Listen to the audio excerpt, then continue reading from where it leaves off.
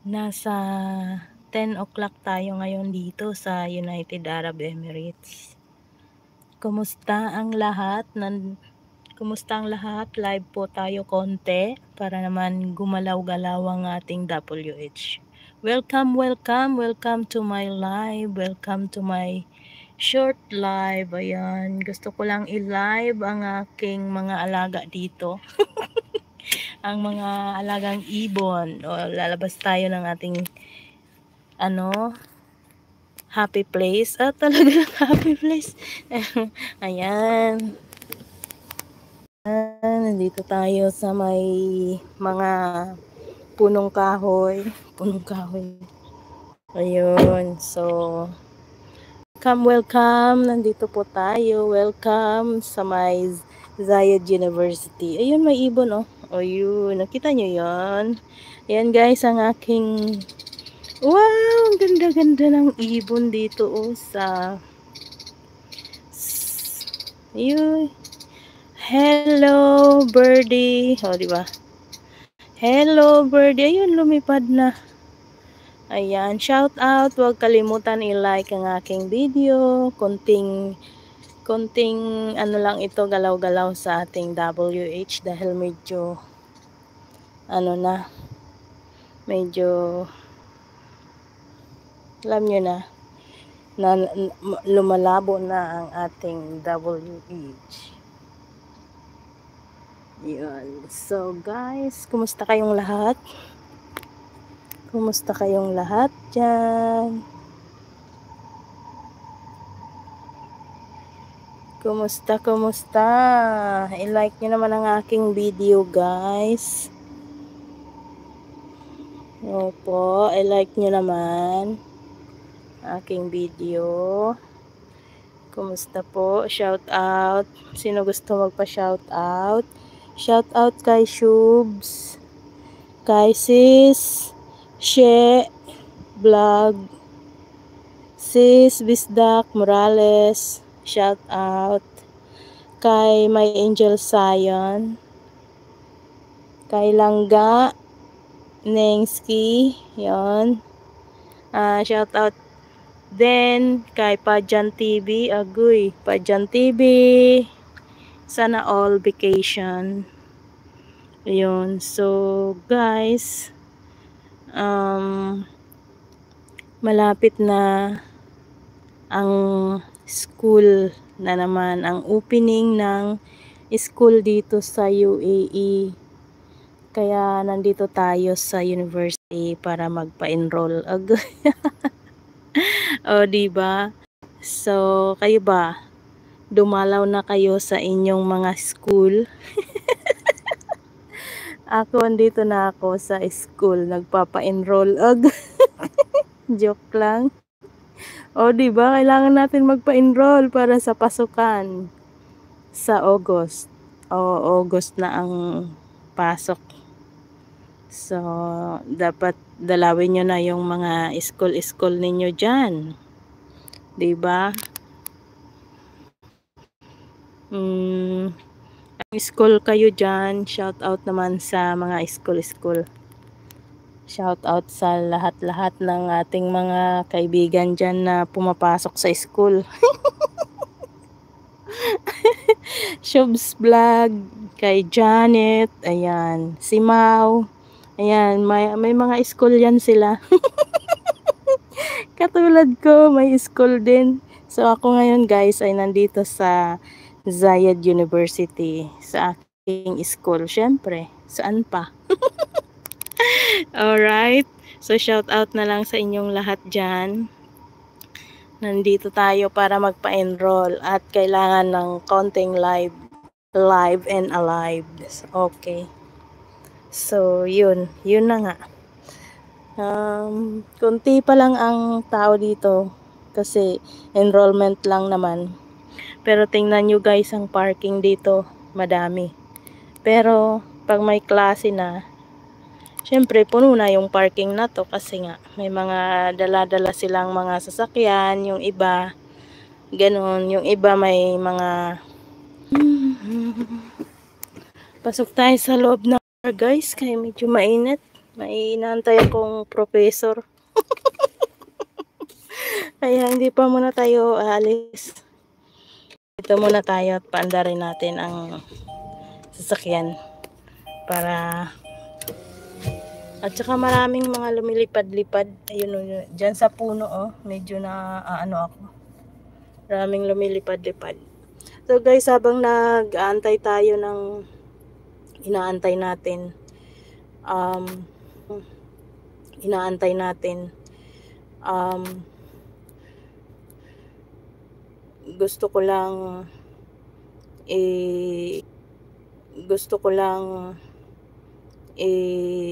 turo ulit sa inyo ang mga konting tips lang ba bilang isang driver dito sa UAE, kung paano ba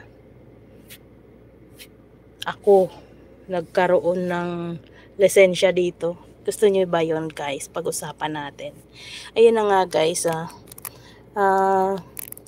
nagkaroon ako ng lisensya dito sa UAE dahil syempre nag-aral ako dito, no? Pumasok ako sa driving school. Kasi guys, hindi ka basta-basta makakakuha ng lisensya dito kung hindi ka mag-enroll sa driving school. Alright guys, hindi katulad sa Pilipinas na basta ka na lang pupunta sa LTO office, may dala kang requirements, hahanapan ka ng valid ID. Bago ka makakuha ng valid ID, kailangan meron kang driver license or ano pa yung mga valid ID na yan. 'Di ba? Paano ka nga makakuha ng driver license kung wala kang valid ID na ipapakita sa kanila, 'di ba? Parang baliktad nga guys, no? Kaya sa Pilipinas lang talaga, only the Philippines. At sa Pilipinas guys, mabilis lang makakuha ng lisensya doon. So dito guys, may dumating na sasakyan, magpapa-enroll din yan. So katulad natin, nandito tayo ulit para magpa-enroll dito nga sa university, sa Zayed University. Pero may hinihintay pa ako, kaya live muna tayo ng konti. Alright, so ayun na nga yung tuloy natin yung kwento tungkol sa pagkuha ng lisensya dito sa university, ay sa UAE. Ayun na nga, kailangan mag-enroll ka sa driving school. Doon sa pag-enroll mo, pipili ka ng theory. May mga theory yun. Yung bawat theory guys ay may kaakibat na halaga. Kaya pag mag-exam kayo, kailangan ipasa mo yung bawat theory na yun. Kasi sayang yung pera guys. Pagka bumagsak ka sa isang theory, another bayad ulit. So kung nag-test ka ulit at bumagsak ka ulit, so another bayad na ulit. So alam nyo naman guys, kailangan pagbutihan natin yung bawat ginagawa natin, 'di ba? So totoo yan guys, yung bawat mga galaw natin kailangan natin pinagbubutihan. Yun na nga, dito naman tayo sa kaliwa mag background video. Ayan na nga guys, no. Dito tayo sa loob ng sasakyan kasi nga may hinihintay pa ako na professor. Hindi pa nakapirma sa aking So katulad niya ng sinabi ko, magpapa-enroll tayo dito sa university at konti pa lang dito guys ang mga sasakyan na nasa parking area. So ayun, habang naghihintay tayo, nagla-live tayo ng konti lang naman. Ayun na nga na, ituloy na natin, continue na natin ang ating usapin bilang kung paano makakuha ng driver license dito sa UAE. Yun na nga yung sinabi ko na mag-enroll sa driving school, tapos kukuha ka ng theory. Ngayon, pag naipasa mo yun, okay, schedulean ka ng road test driving. Ayun.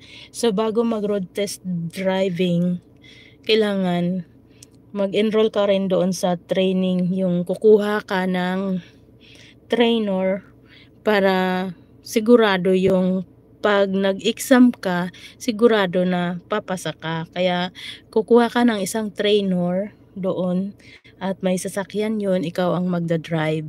So yung trainer ay pasahero mo, ikaw yung driver. So yun, bibigyan ka ng mga tips kung paano mo, kung ano ang gagawin mo pag akyat mo ng sasakyan. Kasi nga pag nag-road test ka dito sa university, ay dito sa United Arab Emirates, ay meron dalawang pulis na nakaupo dito sa iyong side, ay sa iyong sasakyan. Yun, ang isang pulis ay nandito sa passenger seat, yung isa katabi mo yun, yung isa nasa likod yun na pulis. Yung isang pulis ay, yung nasa likod na pulis may hawak ng mga ano yun, yung papel, yung record, yung criteria of judging kumbaga sa pageant, alright? So makinig kayong mabuti. Ayun, yung isang pulis naman na katabi mo dito sa upuan, habang ikaw ay nagmamaniho, may hawak ng manibela, yung isang pulis ay nagko-command. Siya yung nagsasabi na go or stop, like that. Susundin mo kung ano yung sinasabi niya. Yung isang pulis na nagmamasid sa'yo sa likuran mo, siya yung nagche-check ng bawat criteria kung pasado ka. So kung pasado ka doon, di syempre pasado ka sa road test, yun, makakakuha ka na ng iyong lisensya dito sa United Arab Emirates. Madali lang naman guys kung nakikinig kayo, at saka ayun na nga, no, kung nakikinig tayo sa ating mga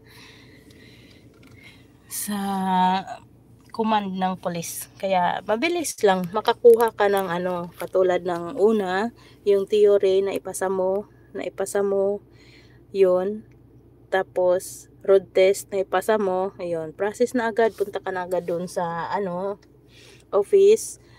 Pagkatapos ng road test mo, yun, process na, may babayaran din doon, ano, mga 300 para sa iyong lisensya card, yun, card license. O, diba? Congratulations! So, yun, mabilis lang makakuha ng lisensya. Ngayon, pag may lisensya ka na, syempre, pinag-aralan nyo doon yun sa loob ng school kung ano ba ang mga karakteristik yun bilang isang UAE driver. Ayun. So, guys, no, napaka-interesting ng ating topic. So, gagawa tayo ng video na yan at ipi-premiere natin. So, guys, i-like nyo naman ang aking video live for today, live and alive. Ayun. Alright.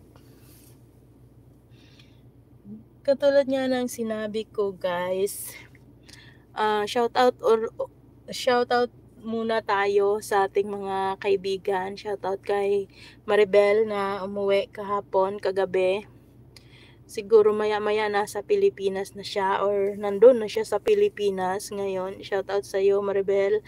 I'm happy for you na makita mo ang iyong anak. Alright? After 3 years, makita mo ang iyong anak. So, diba, super happy. Ako rin, gusto ko rin umuwi, magbakasyon. Kaya lang, no chance pa. Kailangan pa natin mag-ipon. Kailangan pa natin mag-ipon ng kaunting pera. Ng konting panahon, ng ano. Ayun. So, guys, hanggang dito na lang ang ating live ngayon. Sana panoorin nyo ang video na to, at sana nagustuhan nyo ang aking mga pinagsasabi dito. Totoo yun, guys. Ang aking mga pinagsasabi ay yun lang. Kung may gusto kayong gawin at gusto nyong kumuha ng driving license, medyo ano yung ano ko kasi may sakit, may sugat-sugat yung labi ko. So, pagpasensyahan nyo na ang aking pagkabulol. May sugat kasi hindi ako makangiti masyado. Ayun. Alright guys, hanggang sa muli, ito po ang inyong lingkod, si Ping Biyahera. Nagsasabing, driver na, vlogger pa. Ang joke. I love it. I-like nyo po ang aking video at sana tapusin nyo ang aking video para para meron kayong ideya kung paano magkaroon ng UEE driving license. O diba, sounds good. Shout out to 1 million people in the house. Mega love shout out sa inyong lahat. Alright, so okay. Thank you so much. Bye-bye.